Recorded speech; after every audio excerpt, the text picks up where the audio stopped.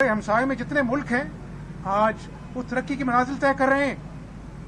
आज हम उसी मोड़ के इर्द गिर्द जो है वो चक्कर काट रहे हैं। तो मैं नाउम्मीद नहीं हूँ।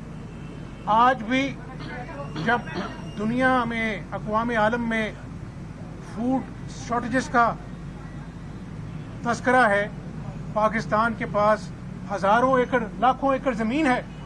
ये आपके बहावलपुर में सहरा में इसको अगर हम आबाद करें, यहाँ पर हम गंदम और जो अजनास उगाएं वो एक्सपोर्ट हो सकती हैं। एक बहुत पोटेंशियल है।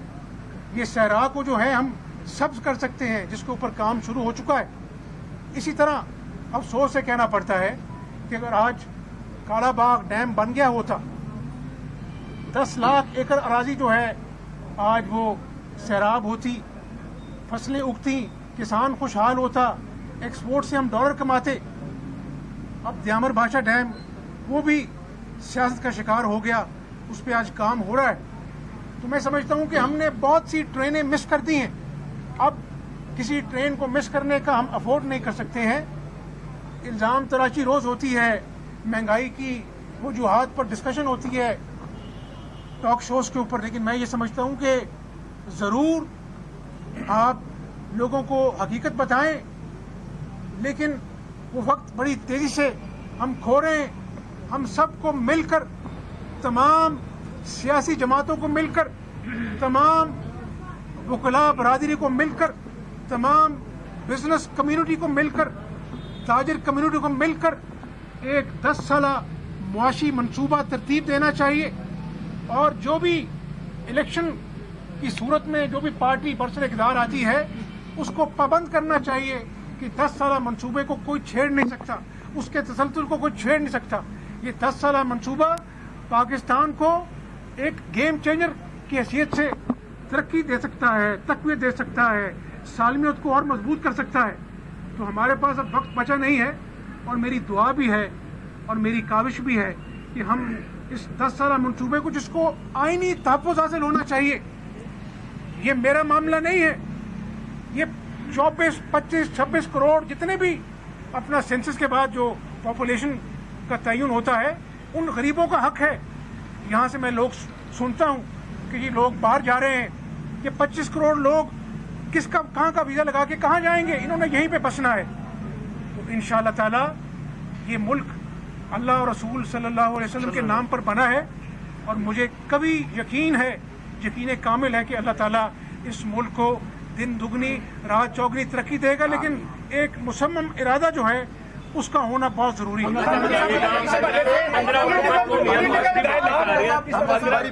15 एक महीना हो गया है हुकूमत को खत्म हुए, केयर टेकर सेटअप आ गया है। अभी तक इलेक्शन का कोई अनाउंसमेंट नहीं आया, कोई डेट नहीं दी गई। As a political worker, as a political leader, as a जमहूरी जमात के लीडर होने के नाते आप कितना कंसर्न रखते हैं और कब तक देख रहे हैं कि इलेक्शन हो जाएंगे मुल्क में?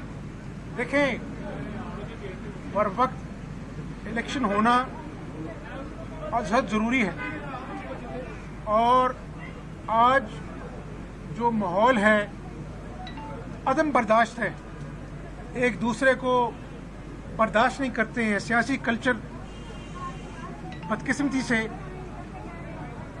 इमरान नियाजी ख़राब कर गया, लोगों के घरों पर धावा बोला गया, जिस तरह मैंने आपको 9 मई का जिक्र किया। तो इलेक्शन के इनकाद के लिए, फ्री एंड फेयर इलेक्शन के लिए जो भी लवाजमात हैं, चाहे वो सेंसस है, डिलिमिटेशन है, मैं समझता हूँ कि ये जो इलेक्शन होगा ये पाकिस्तान की तकदीर का फैसला करेगा।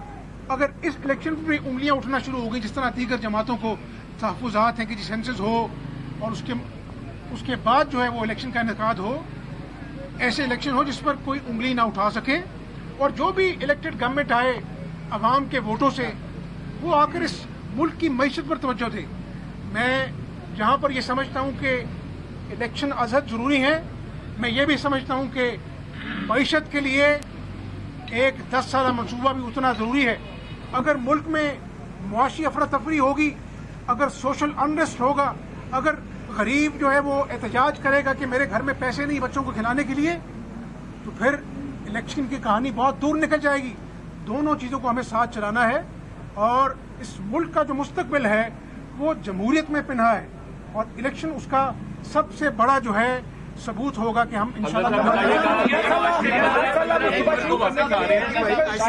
जब मियां नवाज शरीफ वापस आए थे तो मुस्लिम लीग नून की जो उनकी इस्तकबाली रैली थी वो पहुंच नहीं सकी थी। इस मरतबा तैयारियां मुकम्मल है, इस मरतबा नून लीग का जो क़यादत आ रही है उसका प्रॉपर टाइम पे पहुंच जाएगी एयरपोर्ट। ये भी ऐड कीजिएगा कि आपने अपने दौर में 200 यूनिट वालों को बिजली फ्री का एक प्रपोजल दिया था कि आप मौजूदा हुकूमत को आप देंगे, निगरान हुकूमत को ऐसा प्रपोजल हो ताकि गरीब आवाम जो मोटरसाइकिल बेच के बिल जमा करा रही है उनको उस मनसूबे पे अमल दरामद करने मैं सुबह याद आ रहा है लोगों को। अपना जो है वो कौम को ये ज़रूर याद दिलाऊंगा कि 100 यूनिट जो बिजली मुफ्त का मंसूबा था जो जिससे पूरे पंजाब की अवाम ने मुस्तफ़ीद होना था उसको सियासत की नज़र कर दिया गया।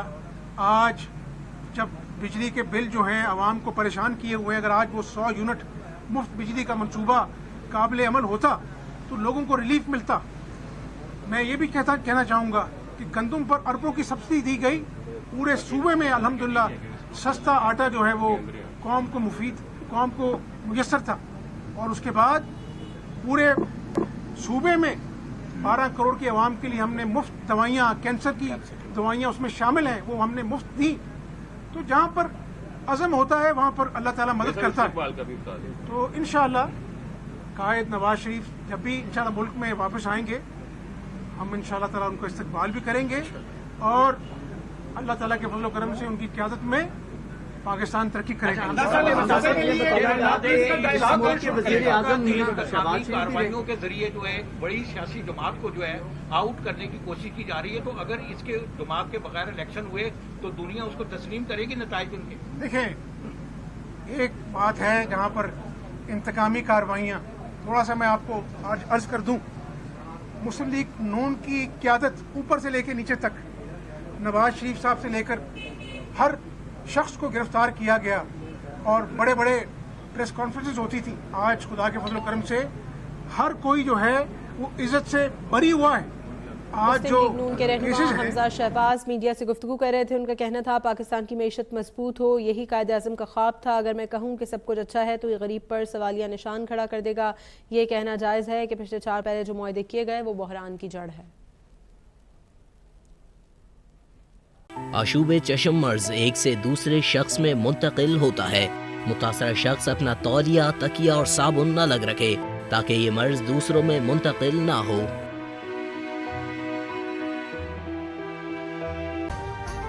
अभी सब्सक्राइब करें ताकि कोई खबर रह न जाए।